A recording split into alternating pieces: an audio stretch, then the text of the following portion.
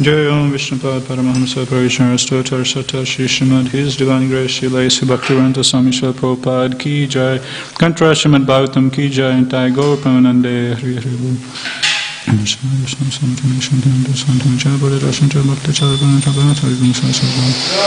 Jai Shri Srila Gopinath Ki Jai.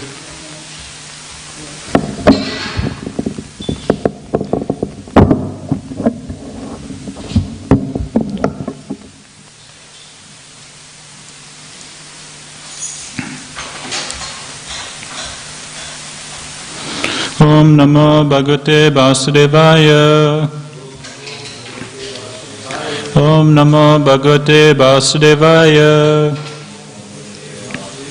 Om Namo Bhagavate Vasudevaya. Reading from Srimad Bhagavatam, Canto 3, Chapter 5, titled Vidura's Talks with Maitreya. Text number 43.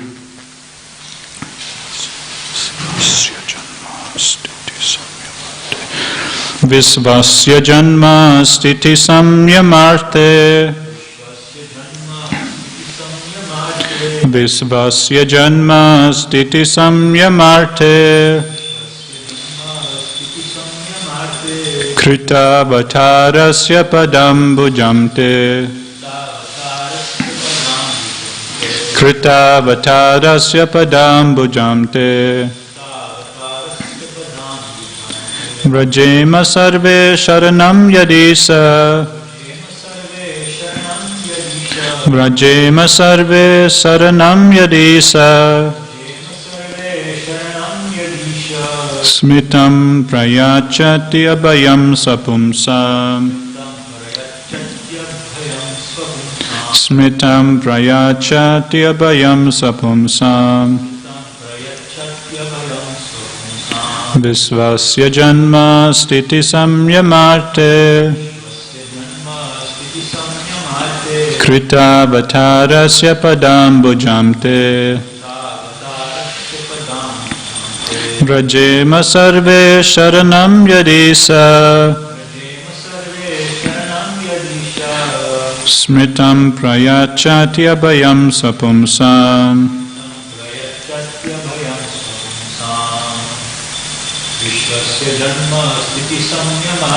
Visvasya janma stiti samyamarte. Krita vatarasya padam bhujamte.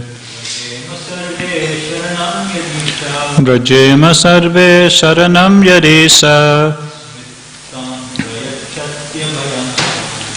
Smitam prayachati abhayam sapumsam. I think someone has to do. Word for translation: Visvasya, of the cosmic universe. Janma, creation. Stiti, maintenance.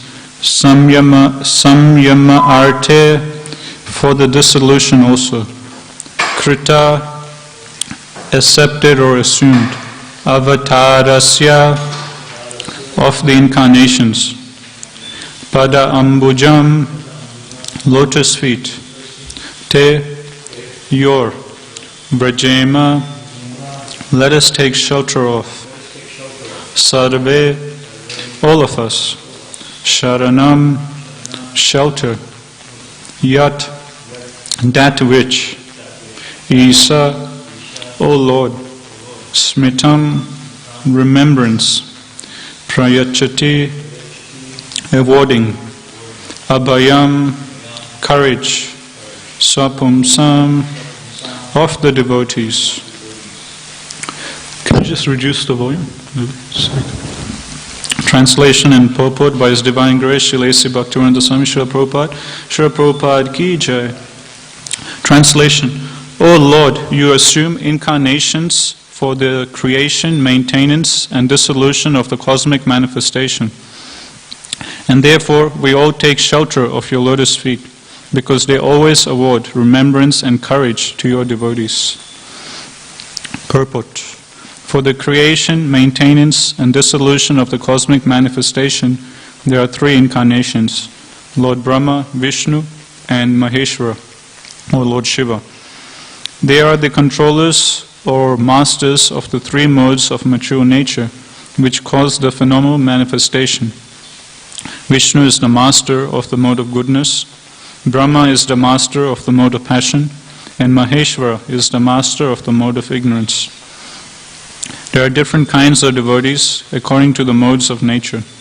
Persons in the mode of goodness worship Lord Vishnu, those in the mode of passion worship Lord Brahma, and those in the mode of ignorance worship Lord Shiva.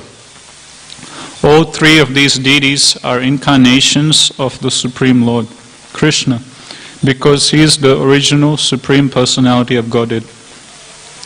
The demigods directly refer to the lotus feet of the Supreme Lord and not to the different incarnations. The incarnation of Vishnu in the mature world is, however, directly worshipped by the demigods. It is learned from various scriptures that the demigods approach Lord Vishnu in the ocean of milk and submit their grievances whenever there is some difficulty in the administration of universal affairs. Although they are incarnations of the Lord, Lord Brahma and Lord Shiva worship Lord Vishnu, and thus they are also counted among the demigods and not as the Supreme Personality of Godhead. Persons who worship Lord Vishnu are called demigods, and persons who do not do so are called asuras or demons. Vishnu always takes the part of the demigods, but Brahma and Shiva sometimes take the side of the demons. It is not that they become one in interest with them, but sometimes they do something in order to gain control over the demons. Om Jnana Timirandasya Jnananjana Salakaya Chaksu Militam Yena Tasmai Shri Gurave Namaha. Jai Shri Krishna Chaitanya Prabhu Nityananda Shri Advaita Gadadhara Shivasari Gaur Bhaktavinda. Hare Krishna Krishna Krishna Hare Hare, Hare Rama Rama Rama Hare Hare.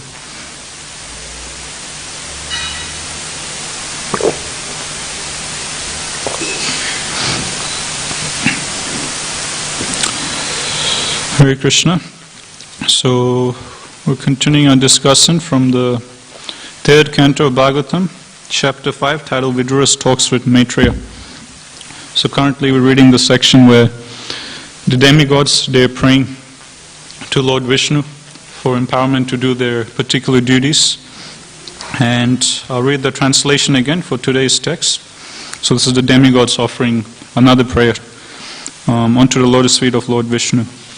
O Lord, you assume incarnations for the creation, maintenance, and dissolution of the cosmic manifestation, and therefore we all take shelter of your lotus feet, because they always award remembrance and courage to your devotees.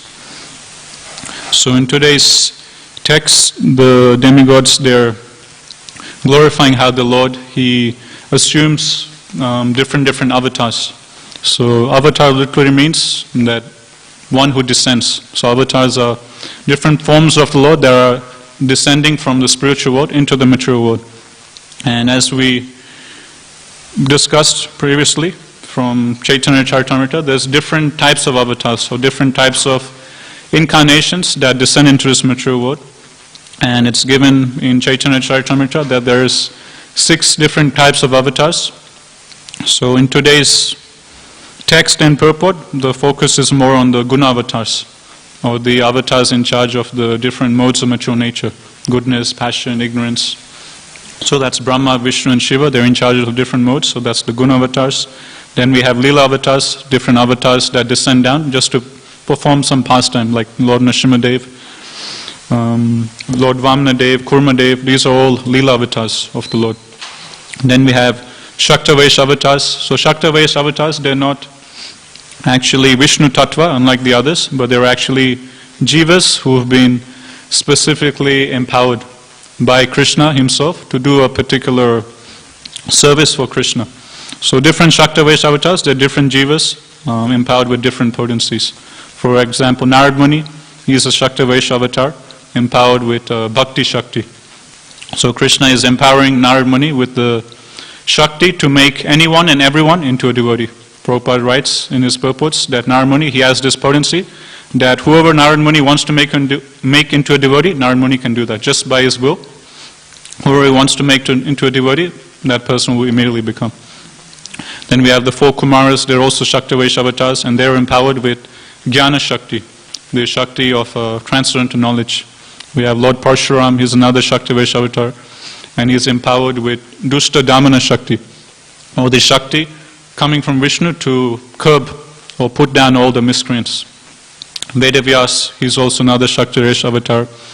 He's empowered with the Shakti to write all the transcendental literatures.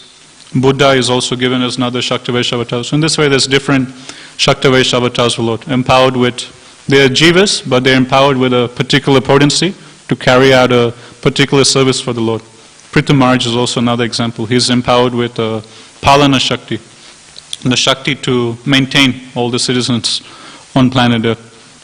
So there's Guna avatars, Leela avatars, Shaktivesh avatars, then there's Yuga avatars. In every Yuga, a particular avatar of the Lord comes. For example, previous Yuga, Dwapara Yuga, Krishna came, Lord Ramachandra came. This Yuga, Mahaprabhu, he himself has come. So those are the Yuga avatars. And there's 2 more left. Manvantara avatars, and the last one is the Purusha avatars. So the Purusha avatars, also we've been reading about the Purusha avatars, specifically Mahavishnu in this chapter. So Karana Daksha Vishnu, Garbha Daksha Vishnu, Shir Daksha Vishnu, and lastly is the Manvantara avatars. So it's given that in one day of Brahma, there are 14 Manus in one day of Brahma, and each Manu, they rule for one particular section of Brahma's day. So Brahma's one day is 1,000 Divya Yugas. So if you divide 1,000 by 14 Manus, then each Manu rules for around 71 full Yuga cycles. And each of these 71 Yuga cycles, during which one Manu rules, it's called as a Manvantara. And it's given that in each Manvantara, in each one of these 14 parts of Brahma's day, there will be a different Manu. And actually it's given there's 6 different personalities. They come in each Manvantara. One is the Manu, so at the end of every Manvantara, the Manu will change. One Manu will go and another Manu will come. Another person that changes is the demigods. So all the principal demigods like Indra, Surya and so on, they, actually no, it's given specifically only Indra. Maybe some of the other demigods, I'm not sure, but specifically it's given that the Indra changes every Manvantara. So every time there's a new Manu coming, the Indra also changes. So that's why it's important to understand that some of the pastimes, like the different pastimes which are given in Bhagavatam, a lot of these pastimes are in different Manvantaras. So when we hear different stories of Indra, it's actually different Indra's accounts we hear in Bhagavatam, if the pastime took place in a different Manvantara. So our Indra is different to the Indra that was during Hiranyakashipu's time, because that was during Swayambhu Manu's time. And we're currently in the 7th Manvantara. So the Indra always changes also during every Manvantara. And Indra is just a post. The person acting that post is actually a different person. It changes every Manvantara. Our current Indra's name is Purandra. So the Manu changes every Manvantara, the Indra changes, and then the 7 great sages, the 7 principal sages, they also change. Then we have the sons of Manu, there's different sons of Manu, they also change. And then we have the Manvantara avatar, which we're talking about now. And every single Manvantara, there will be a different avatar of the Lord coming, a specific avatar for that particular Manvantara. And that's called the Manvantara avatars. So that's the 6th type of avatars. And today I was thinking we can discuss a bit from the 8th canto of Bhagavatam, specifically in relation to the pastime of churning the milk ocean, because in today's verse and purport, Prabhupada is talking about different incarnations of the Lord. And Prabhupada is explaining, okay, we have the 3 guna avatars, Brahma, Vishnu and Shiva, but Vishnu is different from Brahma and Shiva. Brahma and Shiva, they're counted amongst the demigods, they're servants of Vishnu. Actually, Vishnu is the topmost, and Prabhupada is quoting also that famous verse from 1st canto, Ete Chamsa Kalapumsam Krishnastu Bhagavan Swayam, Indrari Vakulam Loke Mrigayanti Yuge Yuge. That all of these different incarnations, they're just simply plenary parts and parcels of Krishna. Krishna is the original fountainhead of all the different avatars. And all of these other incarnations that we hear about, they're all just parts and plenary expansions of Krishna. So Prabhupada quotes that in today's verse also. And Prabhupada goes on to explain the superiority of Vishnu over Shiva, Brahma and all the other demigods. And Prabhupada's giving the example how whenever there is some disturbance in the universe, in the cosmic scale, then the demigods, including Lord Brahma, including Lord Shiva, they all go cry out to help for Lord Vishnu. And they'll go to the milk ocean and beg for the mercy of Lord Vishnu. So Prabhupada is giving that as an example to show how Vishnu is greater. And then Prabhupada talks a bit about, towards the end of the purport, the difference between demons and demigods. So Prabhupada is explaining demigods are those who are devotees of Vishnu, and demons are those who aren't devotees of Vishnu. And this is again, there's a verse from the, I think, Padma Purana or Vishnu Purana, which Prabhupada is quoting here. That Dobhota Sarva Lokasmin Deva Asura Evacha Vishnu Bhakta Smrito Deva Asura Stad Viparyaya. That in this material world there is two kinds of persons. There's the Devas and then there's the demons. And what's the difference between the two? Vishnu Bhakta Smrito Deva. So the definition of a Deva is that he's a Vishnu Bhakta. And Asura Stad Viparyaya. Viparyaya means the opposite. And the demons, they're just the opposite. They're abhaktas or not devotees of Vishnu. So Prabhupada concludes the purport by explaining about the difference between demigods and demons.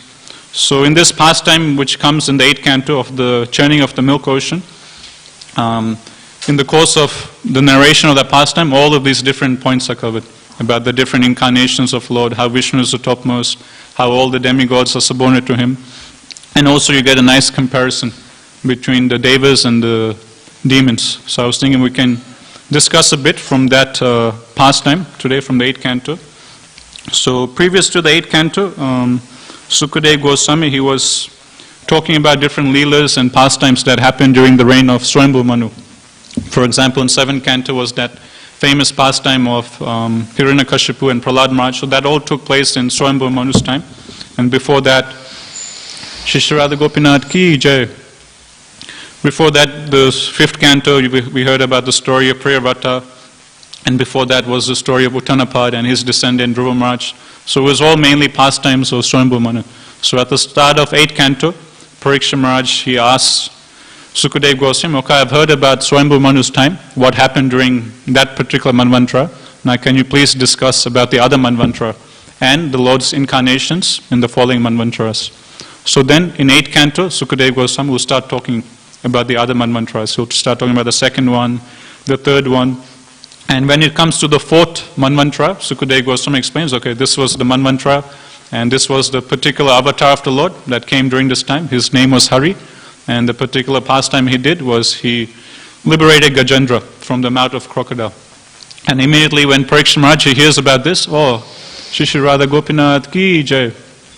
Immediately when Pariksha Maharaj hears about this, that during the 4th Manvantara, okay, Krishna, he came as Manvantara of Lord Hari and saved Gajendra. Then Pariksha Maharaj immediately inquires, can you please tell us more about this pastime? I'd like to hear more about this. So then there's like 2-3 chapters given about Gajendra, how he got in trouble, his previous life, the prayers he offered, and how he was liberated. Then after explaining that, then Sukadeva Goswami continues. He talks about the 5th Manvantara. Then he comes to the 6th Manvantara. And the Manu in charge of the 6th Manvantara, his name is Chaksusa Manu. And then Sukadeva Goswami, he goes on to say, during this 6th Manvantara, the Manvantara avatar of the Lord that came during this time was Ajita. And what's the pastime he did? That he helped in the churning of the milk ocean, which took place between the demons and the demigods. And at this time, the Lord incarnated in another form as Kurma, and he carried the Mandara mountain on his back. So like this, in one verse he mentions, and then again Pariksha Maharaj, he again puts forward the question, oh, can you please tell us more about this pastime of Krishna coming as Ajita, as Kurma Dev? Why did the demons and the demigods churn the milk ocean? What came out of the churning? And like this, Pariksha Maharaj, he asks different questions about this Leela. And Prabhupada many times he will highlight these questions of Pariksha Maharaj, and get us to understand that from Pariksha Maharaj we should learn what questions to ask and what should our focus to be. Because there's so many different things we can focus on or ask questions about. But what is the important thing we should be asking about? That we can learn from Pariksha Maharaj. My Guru Maharaj was saying, I was hearing in his lectures that he was explaining that generally the emphasis or the importance is given to the answers of the question. But actually my Guru Maharaj was mentioning that the questions that are asked in Bhagavatam are just as important as the answers given in Bhagavatam. We can learn just as much from the questions which are asked by different devotees in Bhagavatam as much as we can learn from the answers given in Bhagavatam. So, what questions to ask, what should our focus be, that we can learn from Pariksha Maharaj. You can hear, so he's hearing, and then as soon as there's some pastime of Krishna doing some particular lila, then immediately his mind is going to that. Can you please elaborate more on this pastime of how Krishna did this lila? Firstly, when he hears about Gajendra's pastime, of Lord Hari coming as a Manvantara avatar and saving Gajendra, immediately he asks, can you tell us more about how Krishna saved Gajendra? Now again, in this instance, again he is asking, can you tell us more about why Ajita came and helped in the churning milk ocean? How did Kurmadev assist? So in this way we see Pariksha Maharaj's focus, his consciousness is fully fixed on the lotus feet of Krishna. That's all he's worried about and that's all he is wanting. And the same mood we can also apply in our lives. In yesterday's translation, I'll read again. Yesterday's verse, text 42, there's one nice point the demigods were mentioning. Okay, so this is text 42, yesterday's translation. Simply by hearing about your lotus feet with eagerness and devotion, and by meditating upon them within the heart, one at once becomes enlightened with knowledge, and on the strength of detachment, one becomes pacified.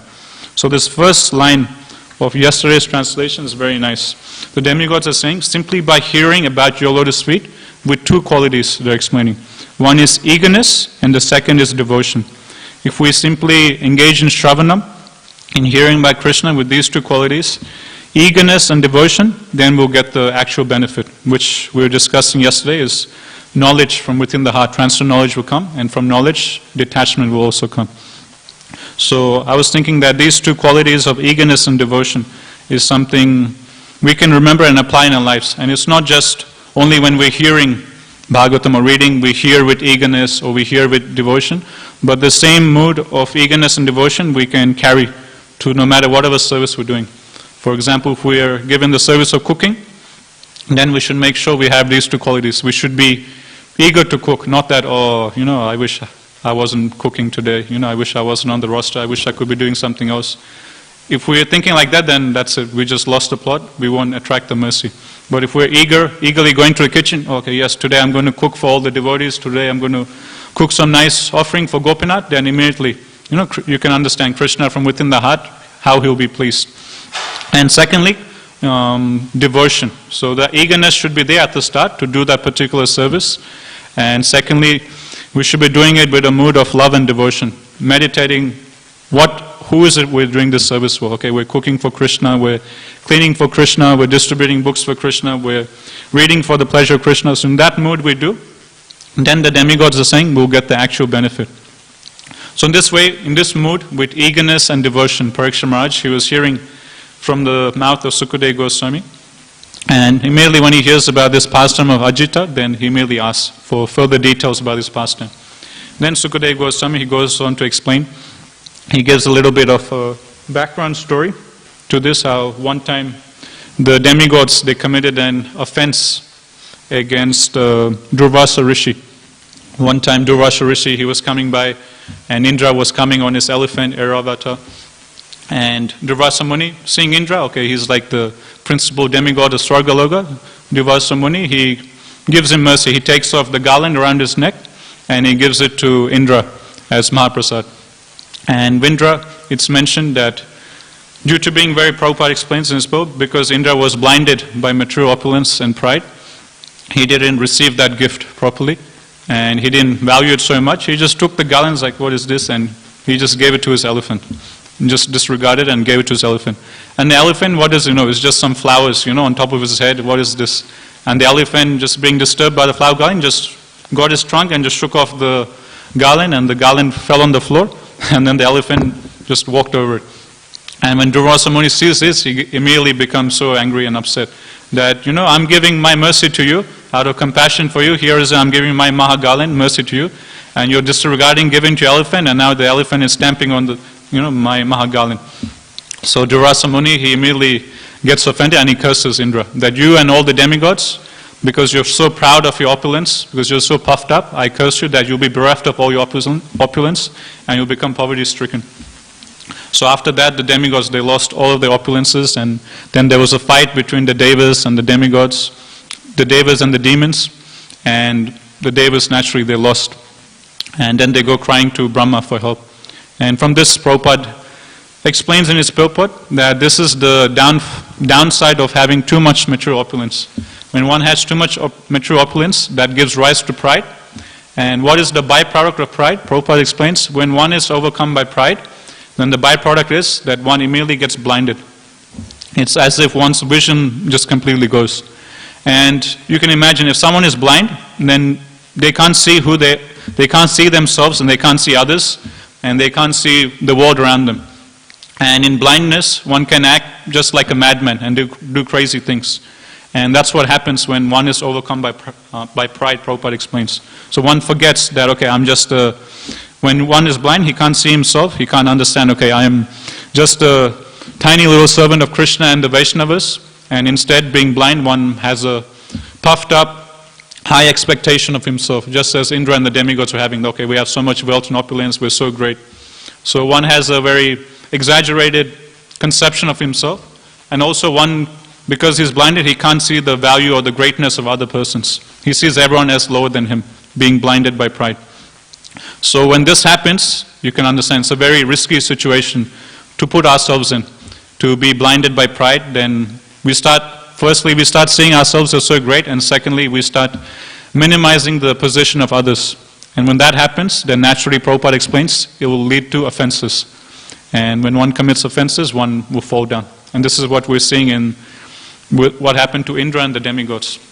So they got bereft of all opulence, and then they fought with the demons, they got defeated again, and then it's mentioned that because the demons won, all the sacrifices in all the three worlds, they all stopped, and like this there was a great calamity all over the universe. So then they go crying to Brahma for help, and then what does Brahma do? Brahma says, okay, there's only one person that can help us, and that's Vishnu. And Brahma tells the demigods that me, Lord Shiva, and all of you demigods and all the different living entities in this universe, they've all come from Vishnu himself. He's our Supreme Father, he's the only person who can help us. Let us all go to Swetadeep, where Vishnu resides, and let us go take his shelter. The same point Prabhupada is mentioning today's purport, that Brahma, Shiva, although they're, in one sense you can say, they're given on an equal platform Vishnu, that okay, there's the three guna avatars, Vishnu is one of them, Brahma is one of them, Shiva is one of them. Still Brahma and Shiva, they're subservient to Vishnu. And like this we see in this pastime, that Brahma, he can't solve it, and Brahma is again redirecting all the demigods to Vishnu, to Swetadeep. So all the demigods, they go with Brahma to Swetadeep. And in that section it's mentioned that actually Brahma and the demigods, they have never actually physically seen Vishnu with their own eyes. In that section, Prabhupada explains that before, Brahma has never actually seen Vishnu in Swetadeep. But by the understanding or the knowledge of the Shastras, Brahma has faith that, okay, Vishnu resides in this area, in this milk ocean, Vishnu must be there. And on the faith of the Shastras, Lord Brahma is praying to Lord Vishnu. And in this purport to this section, Prabhupada explains that this point is very important, that Prabhupada explains that seeing Krishna through one's physical eyes is not as important as seeing Krishna by hearing from the Shastras. Why? Prabhupada explains with simple logic. If you don't have knowledge by hearing from the Shastras about Krishna's glories, about how Krishna looks like, about his activities and pastimes, then even if Krishna is physically present before you, you still won't be able to appreciate him, you still won't be able to understand him, because you don't have understanding of Krishna's glories. Therefore, in this way, Prabhupada concludes that seeing Krishna through the ears, seeing Krishna by hearing from the Shastras, is more important than seeing Krishna physically. In other purports, Prabhupada will give the example of during Krishna's pastimes in the previous Yuga, during Dwapara Yuga, how while Krishna was present in the previous Yuga, there were so many persons and they just saw Krishna as just an ordinary man. They were seeing Krishna physically with their eyes, but they couldn't appreciate Krishna as a Supreme Personality of Godhead. They just saw Krishna as just an ordinary human being. And just like my Guru Maharaj explains, just like you have some famous sports player, everyone looks at him as some kind of, great demigod. Okay, this person runs so fast, or this person is so talented. Some famous celebrity who is able to do this or that. In the same way, they just saw Krishna as some famous celebrity. Ordinary human being like you and me, but he's like a big celebrity. He's very good at fighting. He's very good at this. He's very good at that. In this way, they just saw him as an ordinary human being who is empowered to do extraordinary things. So in this way, my Guru Maharaj explains, or Prabhupada is explaining, that during Dwapara Yuga, very few persons, they actually understood Krishna as the Supreme Personality of Godhead.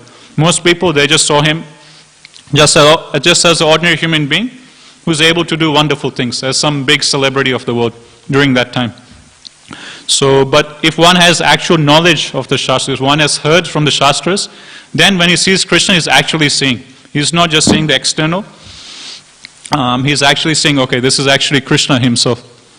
And same thing we can see in our lives, that I remember when I first came to the temple with my parents, I didn't want to go, but my parents forced me, okay, you have to come to a temple. It was on a Sunday, and I came, and I remember I opened the door of the temple, and I looked inside, and I saw there was some kirtan going on. And then immediately I closed the door. It's like, oh man, I'm not going in there. All this religious singing and dancing going in there, I'm not going in there. So after that, I just closed the door and immediately came out. And for like the first year or so, I used to come to a temple, but I used to never enter the temple room. I used to only just stay outside because I didn't want to get involved with all this religious singing and dancing inside. So I just wanted to be aloof. And just to pass time, because I was bored, there was nothing else to do, I would just help in serving the prasad outside. So that's the only thing there, or help in the kitchen. So for like the first year, that's all I did, just help in serving the prasad outside or help in the kitchen. I used to have like great, distaste from entering to a temple room because I didn't want to do anything religious.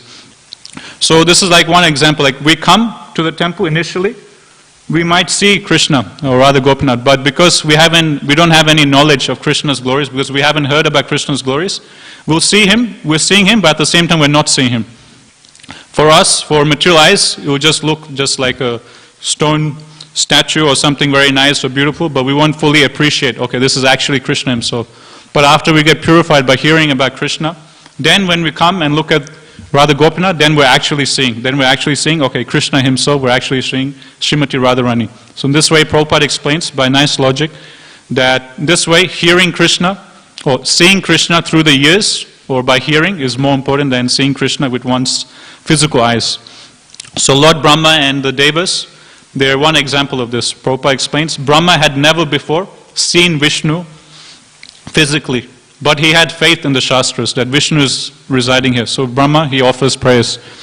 And he's offering different prayers, seeking the mercy of Vishnu.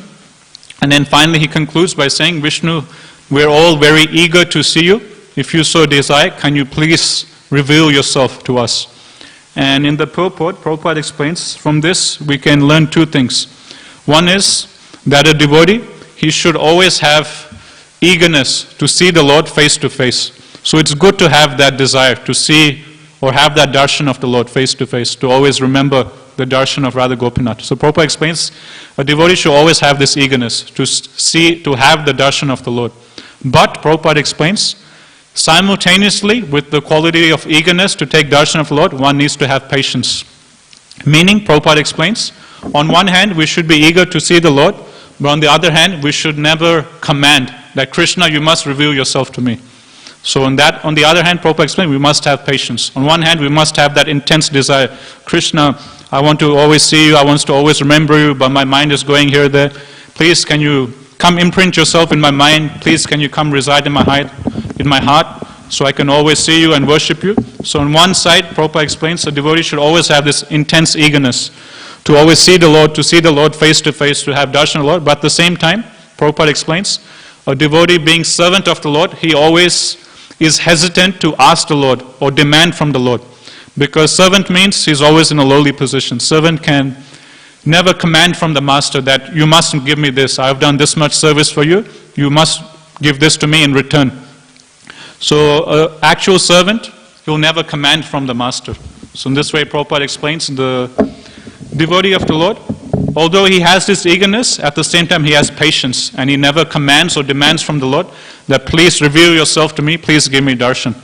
And Prabhupada explains that the devotee's patience is so great that he is willing to wait not just for many years, but many lifetimes, Prabhupada explains. A devotee of the Lord is willing to endure. His patience is so great, he can wait for many lifetimes just to get that darshan of the Lord. And we see this demonstrated by many devotees. Like in Krishna book, there's the example of Mother Rukmini, when she is writing her love letter to Krishna, that Krishna, please come and rescue me. I don't want to get married to Shishupal. Please come and save me. At the end of the letter, Rukmini Devi, she writes to Krishna, if for some reason you find some fault in me, if for some reason you don't find this proposal suitable to you, then don't worry, no problem. I'll just continue. I'll give up this body, and for many, many lifetimes, I will perform tapasya, hoping to one day get your darshan, hoping to one day attain you as my husband. So Prabhupada, he gives this as another example of the patience of the devotee. That Mother Rukmini, she has, on one hand, she has this eagerness to have Krishna association. On the other hand, she has so much patience, she's explaining, that she's willing to take on many millions of births, many millions of bodies, undergoing austerities and tapasya, and just to get the mercy of the Lord. Another example in Chaitanya Charitamrita, Prabhupada gives is that of King Prataparudra. So we're hearing recently in the pastimes of Lord Jagannath that Mahaprabhu was always denying King Prataparudra to take darshan of him. And at one time, Prataparudra, he was so much disheartened by Chaitanya Mahaprabhu's hesitancy to see him, that King Prataparudra, he told Sarvabhauma Bhattacharya that what is the point of maintaining my life in this kingdom? If I can't take darshan of Lord, what is the point of this kingdom, of me being the king? What is the point of my life? And in this way, King Prataparudra, he tells Sarvabhauma Bhattacharya that what I'll do, I'm just going to give up my kingdom and everything. I'm just going to become a mendicant, and I'll give up my body, and for many, many lifetimes, I'll just continue performing devotional service again and again and again until one day I get the mercy of the Lord. So Prabhupada in CC here again explains that this example of King Prataparudra is another example of Drida-vrata, or another example of determination or patience in devotional service. That a devotee, he is willing to, not just one lifetime, he is willing to endure austerities and do devotional service for many lifetimes, just to get darshan of the Lord. Another example is of Mukunda. During the Leela, when Mahaprabhu, he sits on the throne of Vishnu in Shiva's Thakur's house, and he's asking different devotees for, ask me whatever you want, I'll give you whatever benedictions you want. And so many devotees are coming. And he goes on for, I think, 24 hours. And all different devotees he calls up, everyone except for Mukunda. And all the devotees, they get worried that Mahaprabhu is calling everyone except for Mukunda. Why isn't Mahaprabhu calling Mukunda? And the devotees, being very compassionate, they go up to Mahaprabhu and say, you know, Mukunda, he's such a great devotee of your Lord, devotee of yours. Whenever he sings, everyone just melts in ecstasy. He sings with so much bhakti and devotion. Why aren't you giving your mercy to Mukunda? And then Mahaprabhu explains, don't talk to me about Mukunda. Sometimes Mukunda, he comes to me with straw in his mouth. On the other times, he comes to me with a stick and he beats me. And then the devotees ask, like, what do you mean he comes to you sometime with straw and other times with a stick and beats you? And then Mahaprabhu explains that sometimes he hangs out with the Vaishnavas and he acts just like a nice, humble Vaishnava. And other times he goes and hangs out with the Mayavadis. And he listens to them and he hears from them and takes the Mayavadi Sangha. And Mahaprabhu explains that anyone who hears Mayavad philosophy, then that's just as good as beating me with a stick. Because these Mayavadis, what are they saying? That Krishna, he has no form, he has no arms, he has no legs, he can't talk, he can't do this, he can't do that. So when someone is talking this impersonal Mayavad philosophy, Mahaprabhu explains, then that's as good as someone getting a stick and beating me with that stick.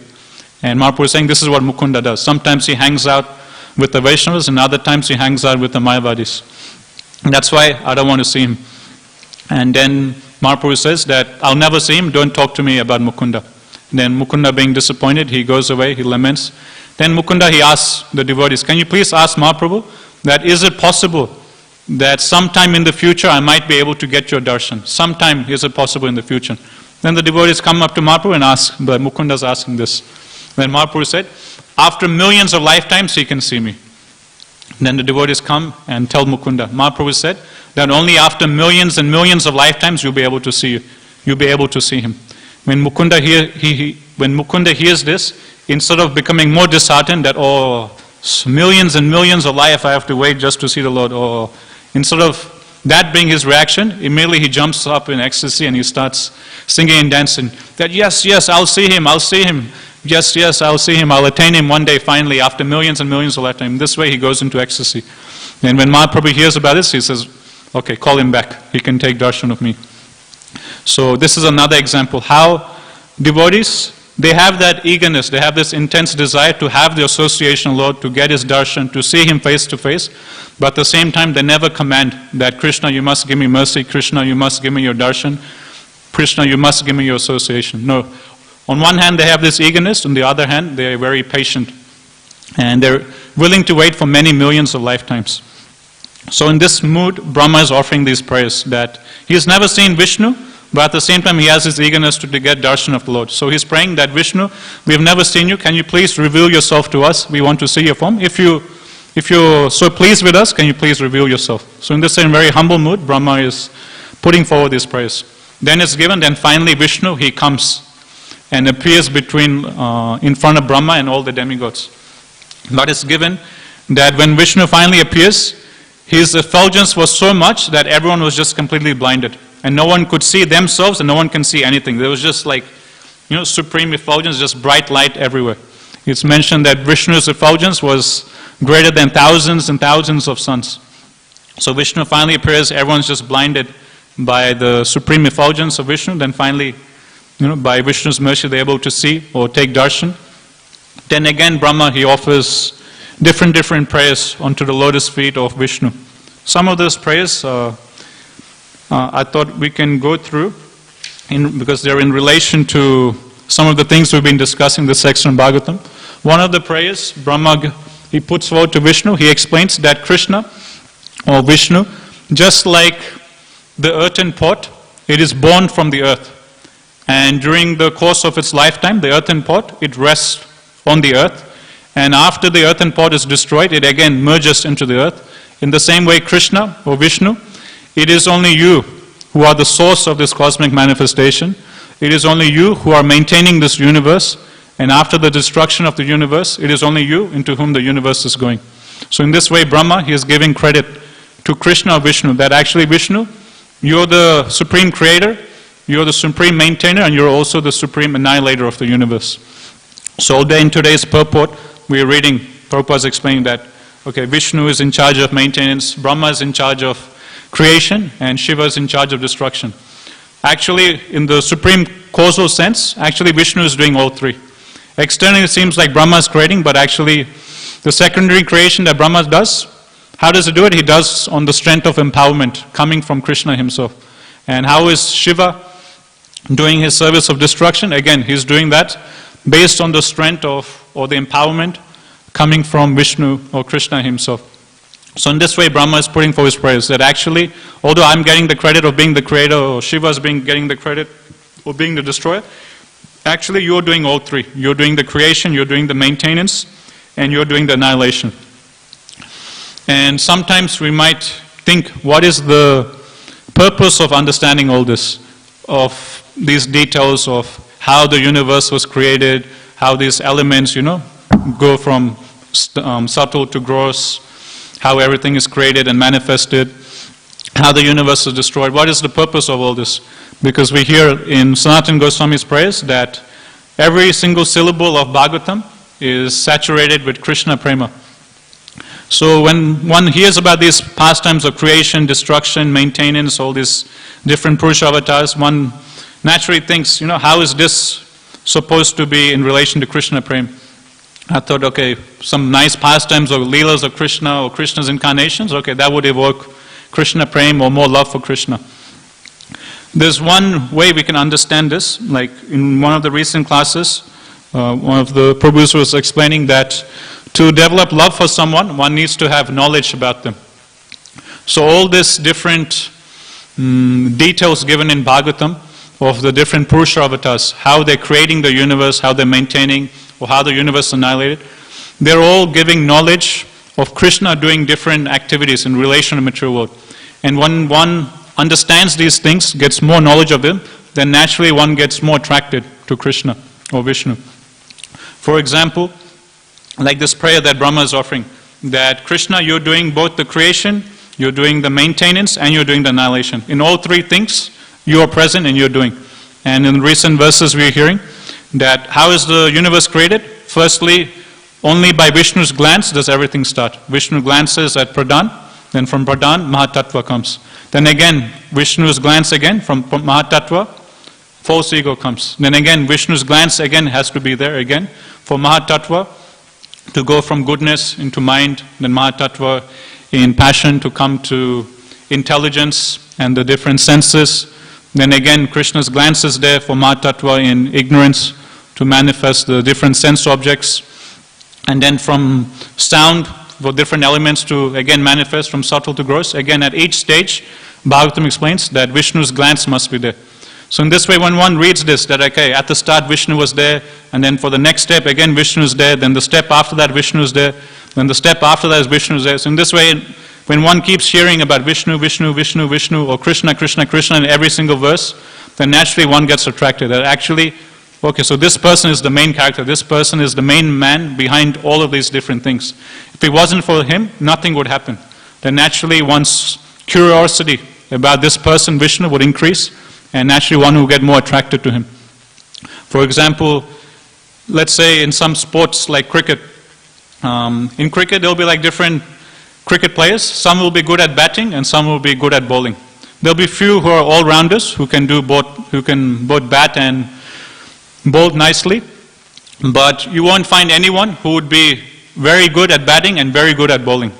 Very rarely you come across a game where there'll be one person who will score a century and at the same time he'll take 7-8 wickets. It will never happen like that. But say sometime there's a cricket match and some new player comes and he scores a century and at the same time he takes 10 wickets also. He does both. Then immediately everyone's attention will go to that player. That usually someone is good at batting or bowling, but this guy is doing both. He's scoring all the runs and he's also taking all the wickets, so he's doing both. Then immediately everyone's attention will go to that player. And then the next game comes, then again the same person, he scores another century and he again takes 7-8 wickets. Then everyone immediately, their attention will go to this player. Then they'll start glorifying this player. That never before in the history of cricket has there been someone as great as this player, nor in the future, there'll be someone as great as this player. Never before we've seen someone to score centuries every game and at the same time take 7-8 wickets every game. So this player is able to do both batting and bowling so nicely. So immediately if someone is doing everything all nicely, then their attention or their attraction will go towards that person. So that's what's happening in Bhagavatam. All these verses, they're focusing on Vishnu, or they're zooming in on Vishnu. That look at the start, for Pradhana to go to the next stage, Vishnu's glance is there. For Pradhana, from that Mahatattva to come, Vishnu's glance is there. From that to go to the next stage, Vishnu's glance is there. Then from Brahma to come, again, from Vishnu's navel, Brahma comes. Then from Brahma to do the next creation, again, he can't do, he has to do austerity. Then again, Vishnu has to give him intelligence from his heart. Then only he can do the secondary creation. So in this way, at every single stage, every single chapter of Bhagavatam, Vishnu, Vishnu, Vishnu, Krishna, Krishna, Krishna, his name is coming again and again. So in this way, when one keeps hearing about Vishnu's name or Krishna's name, one immediately gets attracted. That it seems like this person is the star player of the universe. It seems like this person is the main character. In this way, one gets attracted, and then slowly, slowly, one's love or attraction to Krishna slowly develops. So in this way, hearing about these pastimes of universal creation, maintenance is important. It's all leading for us to get more attracted towards Krishna. So in this way, Brahma, he puts forward different prayers. Another analogy Brahma uses is that of the fire. Brahma says to Vishnu is that Krishna, you're like the original supreme fire, and me and all the demigods, me, Lord Shiva, and all these other demigods, we're just tiny little sparks of the fire. We're all coming from you. So just like sparks of a fire, they emanate from the original fire. And what is the value of a spark in comparison to the original fire? It's very tiny and insignificant. So in the same way Brahma explains, we're just tiny sparks and you're like the big great fire. We're all very insignificant in comparison from you. And you are our source. We're only coming from you. And Prabhupada in his purport, he further expands the analogy and he explains that as long as the spark is in connection with the original fire, you can see the spark. The spark is giving some illumination, some light, and some heat the spark is giving. But as soon as the spark comes away from the original fire and goes away and falls on the ground, what happens? Immediately the spark loses all of its effulgence and loses whatever heat capacity the spark has. So in the same way Prabhupada explains, as long as we're in touch with Radha Gopinath, as long as we're in touch with Krishna, to that degree, we will exhibit that spiritual nature of the soul, that spiritual effulgence, potency of the soul.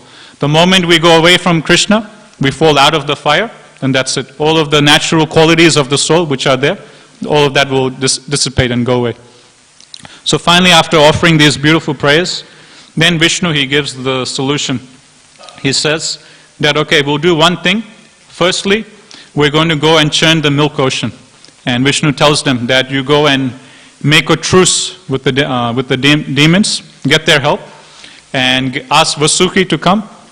Use Vasuki as the churning rope, get Mandara mountain as the churning rod, and this way we'll churn the milk ocean. And after we churn the milk ocean, a nectar will be produced, and don't worry, I'll help you get the nectar, and after drinking this nectar, you'll be victorious over the demons.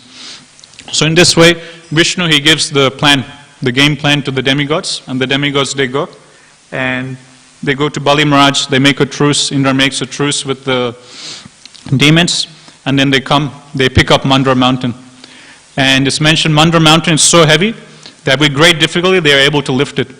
But due to the great weight, because they have to carry the Mandara mountain all the way from where it was situated to the milk ocean. And they're carrying, and it's so heavy that it just collapses on them.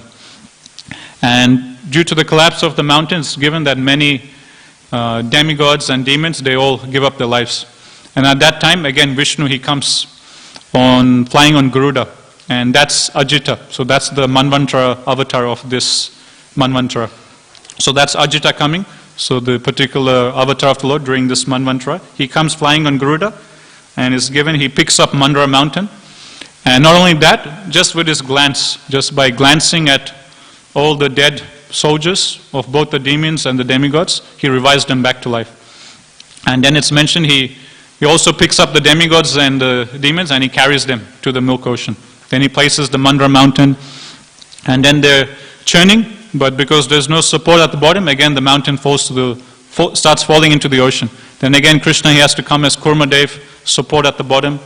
Then they start churning, but again there is not so much stability at the top. So then it's given another avatar of the Lord has to come. So firstly, the first avatar is Ajita, and it's given Ajita. Not only does he take the mountain and place it into the ocean, but Ajita, he also starts pulling on the rope also. So on one side the demigods were pulling, on the other side the demons were pulling. And it's given that Ajita, he was watching and seeing the churning, and he was showing that these guys are useless, I need to do something. So Ajita, he also comes and he also physically starts churning also. He comes to the demigod side and he also starts pulling on the rope. And then Krishna as Kurmadev, he's at the bottom, and it's given that Krishna, he takes as another avatar.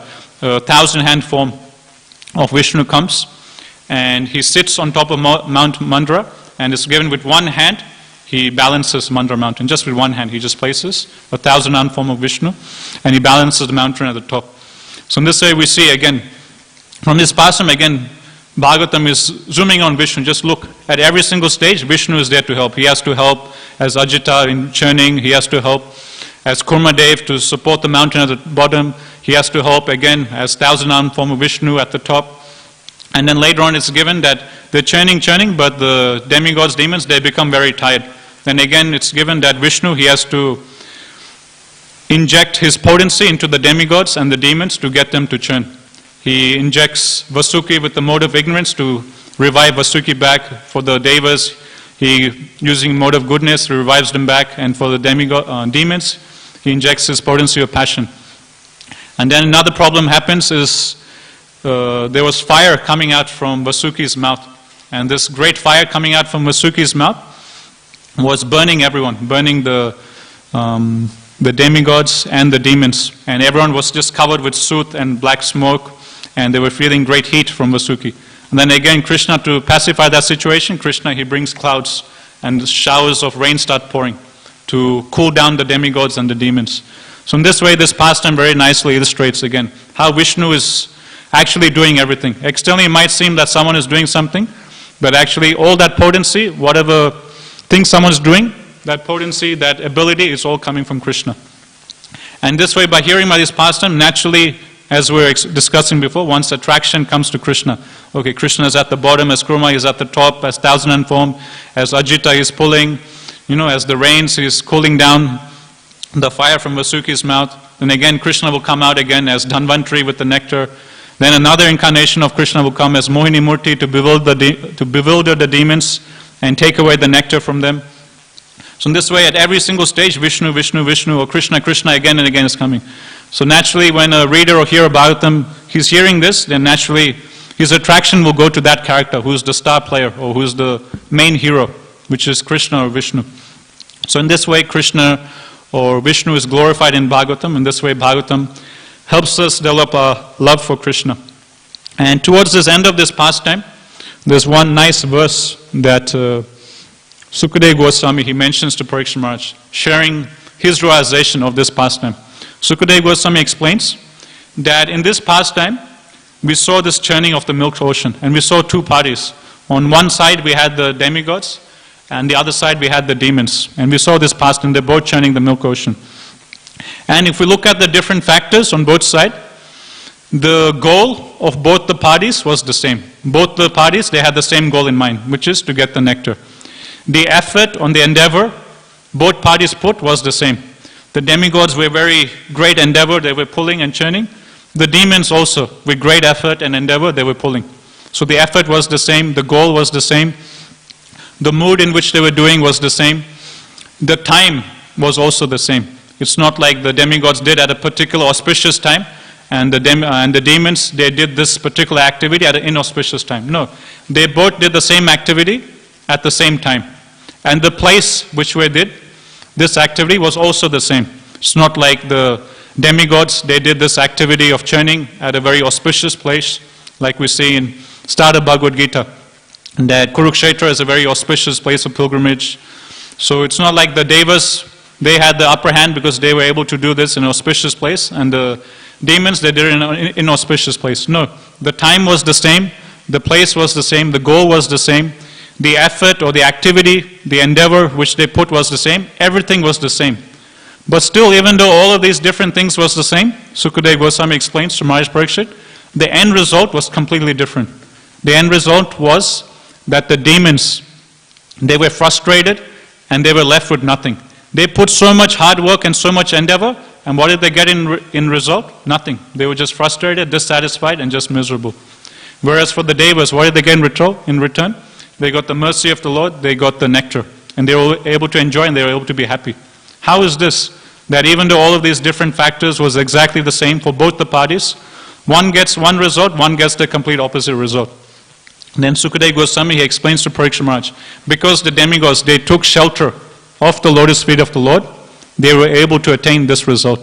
And because the demons, they rejected, or they didn't take shelter of the lotus feet of the Lord, they attained the complete opposite result. So in this way, Sukadeva